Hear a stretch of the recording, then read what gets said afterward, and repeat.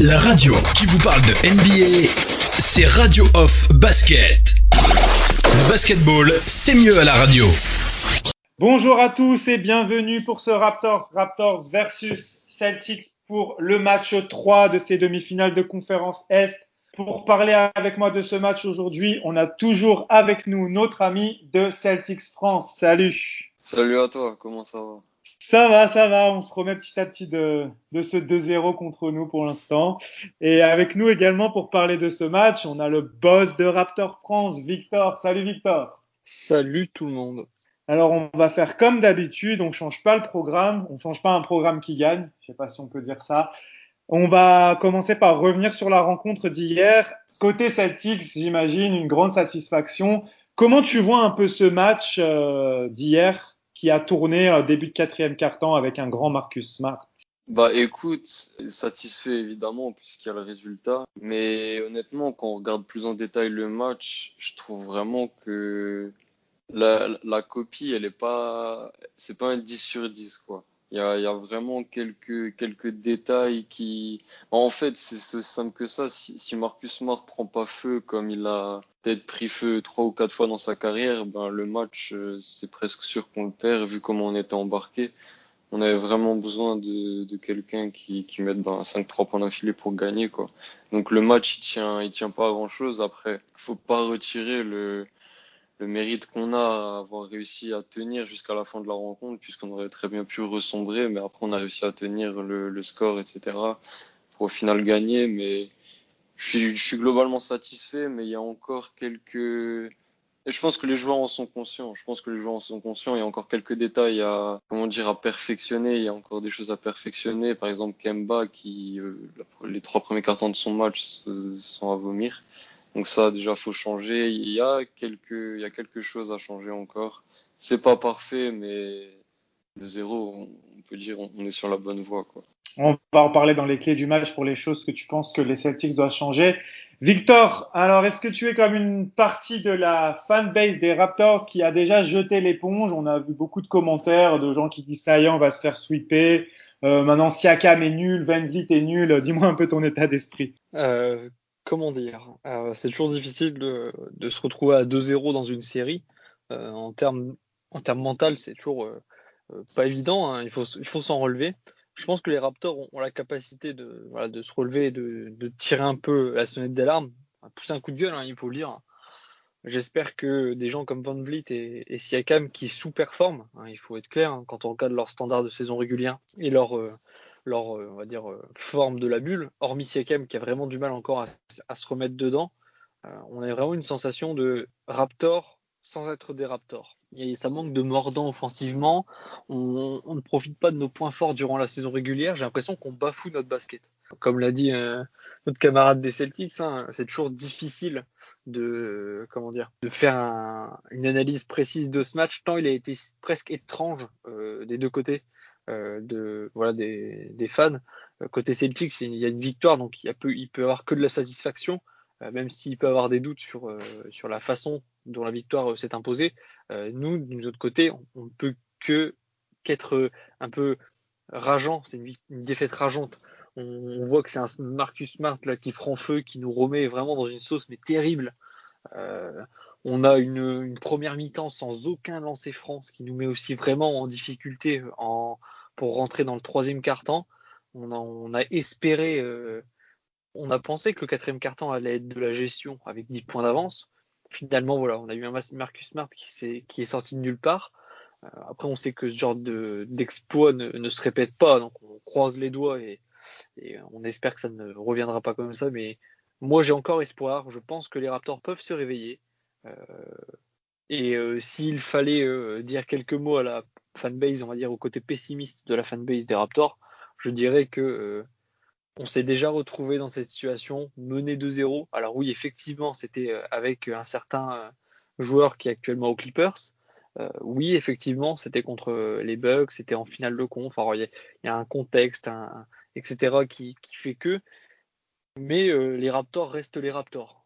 Les Raptors restent le champion NBA en titre et les Raptors ont toujours 4 matchs pour aller chercher la qualification. Donc là, rien n'est perdu. On n'est pas encore sur un un 3-0 où là vraiment on devrait se tirer une vraie sonnette d'alarme, là on peut encore s'ajuster. Et je pense que Nick Nurse l'a fait au dernier match, hein. C'est vraiment le coup du sort qui nous est tombé dessus. Plein de choses qui font que j'espère qu'on rebondira au game 3, mais vraiment sérieusement. Ouais, moi, je vais juste compléter rapidement parce que j'ai déjà dit beaucoup dans l'après-match. Moi, je vais même plus loin. Je pense pas que les Raptors ont fait un si mauvais match que ça. Quand tu vois l'adresse à 3 points qui est mauvaise, tu regardes les tirs à 3 points pris. C'est pas des mauvais tirs. C'est pas tous les jours que Laurie fera 0 sur 7 et Van Vliet 3 sur 11 ou 3 sur 12. Tu mets 2 paniers à 3 points en plus, le match, il est gagné. En fait, faut pas aller plus loin que ça, malgré tout. Ça se joue vachement sur l'adresse à 3 points, ce match. Pour moi, après, c'est du basket de playoff, il y a des grosses défenses. On peut pointer du doigt le manque de collectif, de choses comme ça. Les Raptors font quand même 25 passes décisives, c'est pas anodin. En fait, je pense que, moi, comme je l'ai dit dans l'après-match, je pense que les fans sont restés sur l'image de la fin de match, des dernières minutes, où là, c'était compliqué. Mais si on prend le match dans sa globalité, les Raptors sont loin de faire un mauvais match. Et c'est pour ça que je comprends pas le pessimisme, en fait, le pessimisme général sur Toronto. Parce qu'à Siakam, première arme offensive, c'est dur pour lui. Il y a un plan de jeu des Celtics sur lui. Dans l'avant-match sur Sportsnet, ils ont montré, chaque fois qu'il va au poste, la défense des Celtics, ils sont 5 sur lui à se regrouper. Si les autres ne mettent pas dedans à 3 points, forcément, ça va être difficile. Il a fait les bons choix hier, comme Adiners en a dans l'après-match. Si ses coéquipiers mettent 3-4 paniers en plus, il peut être à 10 passes décisives. Et là, on a un tout autre commentaire sur le match de Siakam. Donc voilà, moi je reste positif. Et on va tout de suite enchaîner sur les clés de ce match 3. De ton côté, Celtics France, pour toi, que doivent faire les Celtics pour enfoncer le clou, on va dire, parce que s'il y a 3-0, à mon avis, par contre, la série, elle est finie. Bah, franchement, déjà, je regarde un peu le match, du coup, le match 2, et je remarque déjà que, mine de rien, on arrive quand même à pas trop mal s'adapter. Finalement, ce que j'osais espérer, c'est-à-dire que Brad Stevens anticipe l'adaptation de Nick Nurse, ça a eu lieu, je pense, dans le plan de jeu, puisque il y a une chose qu'on peut souligner, c'est qu'au premier match, il me semble qu'on fait 10 sur 15 à 3 points dans le corner. Et sur le match 2, on en met que 2. Du coup, déjà là, il y a eu un changement. Après, c'est aussi lié à la défense des Raptors. Mais du coup, la défense des Raptors a changé et les Celtics se sont adaptés. Donc déjà, ce que j'attends pour pour le match 3, c'est une adaptation continue de l'attaque par rapport à la défense des Raptors. Déjà, ça va être primordial parce que si les Raptors font une défense X et que les Celtics n'arrivent pas à s'adapter, le match il tombe totalement à l'eau. Ça, c'est une certitude. Donc vraiment, je pense que l'adaptation continue de Brad Stevens à la défense de Nick Nurse, c'est impératif. Et aussi, j'ai remarqué une autre chose, c'est que j'en avais déjà parlé pour le match 2, après le match 1. En fait, c'est les pertes de balles. Et bon, on a beaucoup entendu parler des lancers francs, c'est vrai.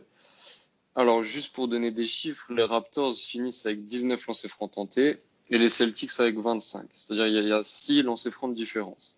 Mais ce qui est un peu plus choquant, c'est que les Raptors tirent 90 fois dans le match et les Celtics ne tirent que 76 fois. C'est-à-dire que les Raptors prennent 14 tirs de plus que les Celtics, ce qui peut amener énormément de points. Donc, j'aurais tendance à dire que ce match-là, on l'a gagné grâce à l'adresse. Et ce que j'ai envie de me dire, c'est qu'est-ce qui se passe si d'un coup on n'a plus d'adresse? Eh ben, si on n'a plus d'adresse, faut arrêter de perdre des balles parce que ça va de nouveau être ça. Match 1, on avait perdu 22 ballons. Match 2, on en perd 17. Les Raptors en perdent uniquement 12. 12, voilà, 12, c'est un assez bon chiffre. Mais on perd encore trop de ballons. Il y a trop de pertes de balles. Surtout, la grande différence par rapport au match 1, c'est qu'au match 1, il y avait beaucoup de balles mortes qui avaient été perdues, des balles en remise en jeu. Et là, il y a eu beaucoup de ballons qui ont été perdus en tête de raquette sur des interceptions dans les mains, quoi. Et vraiment, la différence sur le match 2 qui aurait pu nous coûter le match, c'est le jeu en transition. Et vraiment, pour moi, les clés, en fait, elles restent les mêmes. C'est prendre soin de la balle, avoir beaucoup de shoots pour justement éviter de trop dépendre de l'adresse, avoir beaucoup de shoots et tout simplement limiter les transitions des Raptors parce que quand on regarde les runs qu'on s'est pris, que ça soit en début de match, le plus 8 très rapide, ou alors, je crois à un moment, on a, enfin, du coup, moins 8, ou je crois à un moment, à fin de troisième, on doit être à moins 11 ou moins 12. C'est à chaque fois parce que des transitions, des dunks, des lay-ups, des 3 points en transition où la défense ne s'est pas encore placée. Du coup, ça va vraiment être la clé, prendre soin de la balle, avoir beaucoup de shoots parce qu'on sait qu'on a des joueurs avec des gros volumes. Voilà, hein, les shoots, sont clairement répartis entre 4 joueurs, Tatum, Smart, Walker, Brown. Les autres joueurs, ils prennent très rarement des shoots. Du coup, on sait qu'il y a beaucoup de volume. On sait qu'il faut beaucoup de shoots. En tout cas, si on perd trop de ballons, c'est impossible qu'on gagne le match. On a eu de la chance lors du premier match avec une excellente adresse. On a eu de nouveau de la chance pendant le deuxième match avec une adresse plutôt bonne. Et donc le troisième match, faut arrêter de perdre des balles. Et à mon avis, tout va se jouer là-dessus. Parce que quand on arrête de perdre des balles, automatiquement, en défense, c'est plus simple. Et ainsi de suite, quoi. Le run des Raptors sur le 12-2, t'as raison, c'est beaucoup de contre-attaques et c'est surtout sur la défense. Et d'ailleurs, justement, après, sur la fin du quart-temps, il n'y a plus de contre-attaque et il n'y a plus de points côté Raptors. Et c'est comme ça que Boston recolle à moins 8 à la fin du troisième quart avec les 4 points de Tatum. Côté Raptors, alors, qu'est-ce que tu attends? Quelles sont les clés pour toi, Victor? Les clés sont simples, hein. Les clés, c'est avant tout retrouver une adresse à 3 points, tout simplement. On l'a déjà cité, hein. Si les Raptors mettaient quelques 3 points en plus, bah, c'est tout de suite plus rassurant. Déjà ça, l'adresse à 3 points, je pense que c'est une des choses nécessaires. Un Gasol beaucoup plus efficient. Alors, quand je dis efficient, c'est que moi, je m'en fous si Gasol ne prend pas de tir du match, si il donne tout en défense. En fait, je pense qu'il faut trouver le juste milieu avec Marc Gasol. Et j'ai l'impression que parfois, on tente des choses qu'on n'a pas fait durant la saison régulière. On tente de trouver des systèmes avec Marc Gasol en tête de raquette à 3 points. On l'a fait cette saison 1. Mais on ne le faisait pas sur des débuts de match où on avait besoin de placer l'attaque avec des Laurie, avec des Van Vliet, des Siakam qui avaient besoin de se mettre en route. La machine des Raptors est un diesel, il faut savoir chauffer, et je doute que donner des shoots dès le début à Gasol nous permette de chauffer normalement le collectif. Donc voilà, donc je pense que déjà l'adresse à 3 points plus un Gasol mieux utilisé, en tout cas, ça pourrait nous faire du bien. Et puis bah évidemment, je l'ai dit hein, juste après le match, je pense que Laurie doit mener l'équipe. J'ai vu beaucoup de fois la balle en main à Van Vliet. Alors, j'ai rien contre Van Vliet. Par contre, sa création comme ça en transition, surtout quand la défense des Celtics a le temps de se repositionner, c'est pas fou. Et je pense que Laurie, justement, a cette expérience qui nous permettrait peut-être d'enclencher plus vite un joueur disponible ou alors un shoot rapide ou alors ne serait-ce qu'un bon système. Je pense que Laurie a besoin de reprendre les mains au lieu d'être plutôt une menace mouvante dans la défense. Je pense qu'il a vraiment besoin de faire face à cette défense pour mettre mieux en exergue tout ce qu'il a pu entreprendre et acquérir comme expérience durant les différents playoffs. Donc voilà, je pense que ces 3 points-là nous permettraient éventuellement d'être des points clés dans un Game 3 qui va être, à mon avis, à double tranchant. Sur le rôle de Gasol, je vous invite également à écouter l'après-match du match 2. On en a beaucoup parlé avec Étienne, à savoir est-ce que Gasol doit jouer plus, doit jouer moins, qu'est-ce que Gasol doit faire. On va pas s'éterniser dessus. Je vous invite à aller écouter l'après-match. On en a beaucoup parlé. Est-ce que Boucher doit jouer plus? Toutes ces questions-là, on a fait le tour. On passe tout de suite au duel. Pour toi, côté Celtics, quel duel vas-tu suivre sur cette rencontre-là? Pour pas me répéter, parce que avant le match 2, j'avais dit que ça serait un peu Siakam versus everybody. Mais là, je vais plutôt être Ibaka contre ceux qui sont présents devant lui. Je ne sais pas quels vont être les choix de Stevens. On a vu Grant Williams énormément jouer en 5. On a vu Robert Williams, Daniel Theis. Mais il faut trouver une solution parce que Ibaka, c'est typiquement le joueur qui peut faire basculer le match. Vraiment, ses stats hier soir sont encore très bons. Il fait 17 points avec 9 rebonds. Donc franchement, je pense que si on déjà qu'on arrive à couper plus ou moins l'apport de Norman Powell, si on arrive vraiment à couper celui de Serge Ibaka, à mon avis, on a vraiment une très bonne carte à jouer. Du coup, ça va. En fait, je vais surtout voir Ibaka et qui est face à lui, parce que bon, comme on l'a déjà répété, La défense des Celtics, tout comme celle des Raptors, c'est des défenses qui switchent énormément, qui défendent vraiment collectivement, comme vous l'avez dit avant, quand Siakam est au poste, il y a 5 joueurs qui regardent Siakam, qui attendent de savoir ce qu'il va faire. Et là, j'ai envie de voir quelque chose, pas similaire, mais j'ai envie de voir comment ça va se passer avec Ibaka, en fait. Et sinon, bah, là, par contre, je me répète vraiment, ça va nous être Smart contre Van Vliet. Ça, je vais de nouveau avoir les yeux rivés sur ces deux-là. Parfait, parfait. Victor, de ton côté? On pourrait citer plein de duels, je pense. Alors je me souviens, j'ai pas fait attention trop aux différents duels qu'on a pu citer durant le dernier Raptor VS, mais je pense que là, en l'occurrence, avec dans le rétro les deux premiers matchs de cette série, il y a voilà, on en a déjà parlé, hein, mais les bancs, le duel des bancs, évidemment. Ibaka fait des entrées qui sont tonitruantes, qui nous permettent vraiment de nous donner un coup de boost, et c'est ça que devrait apporter tout le banc. Euh, on sait qu'on est en capacité d'asseoir notre supériorité sur le banc des Celtics. Je pense qu'on peut prendre le dessus. La défense des Celtics a bien compris que sur 3 personnes sortant du banc, s'ils peuvent éteindre 2 joueurs sur 3, bah c'est bon, le match est presque dans la poche. Et hier, on parle encore une fois, s'il y a 2 shoots qui rentrent, bah on est devant au score. Et hier, c'est exactement ce qui s'est passé. Si Davis et Powell rentrent ne serait-ce qu'un shoot chacun, bah c'est bon, on a le match en poche, malgré le très bon match d'Ibaka. Donc je pense qu'il va falloir surveiller les bancs, voir comment Nick Nurse tente d'ajuster aussi ses bancs, parce qu'on n'a pas vu Ronda et Hollis Jefferson, on a vu du Chris Boucher, très étonnamment.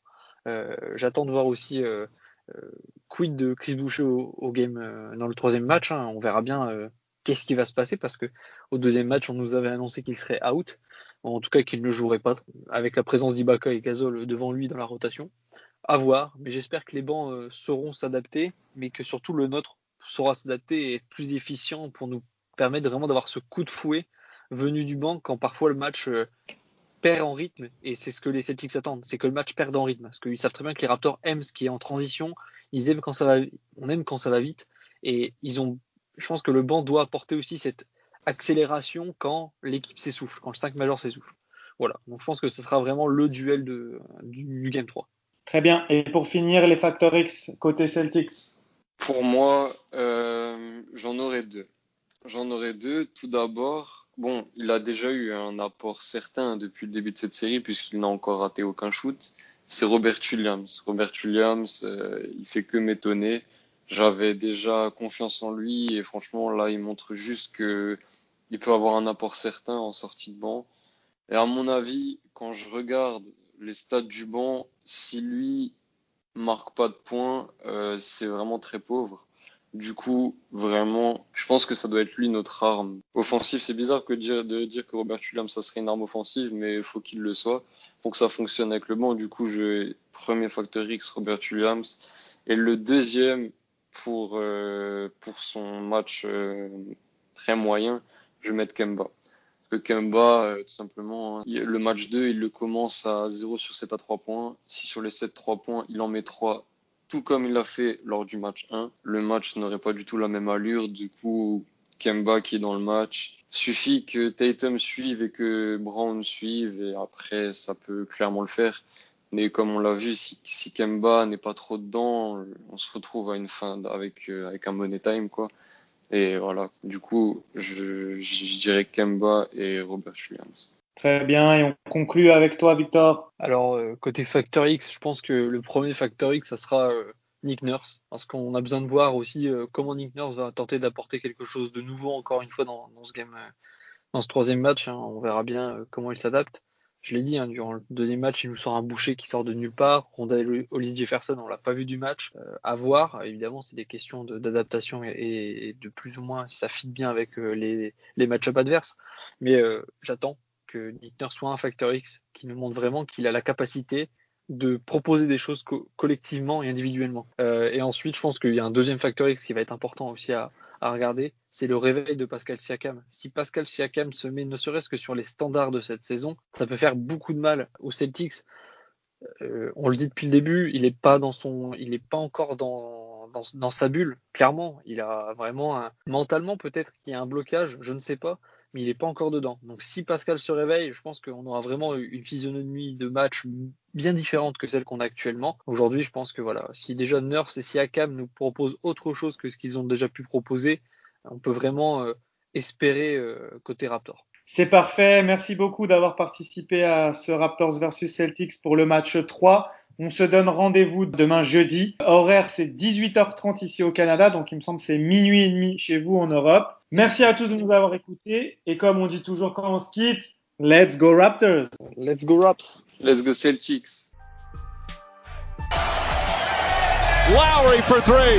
Bang! Oh, it's over! It's over, ladies and gentlemen!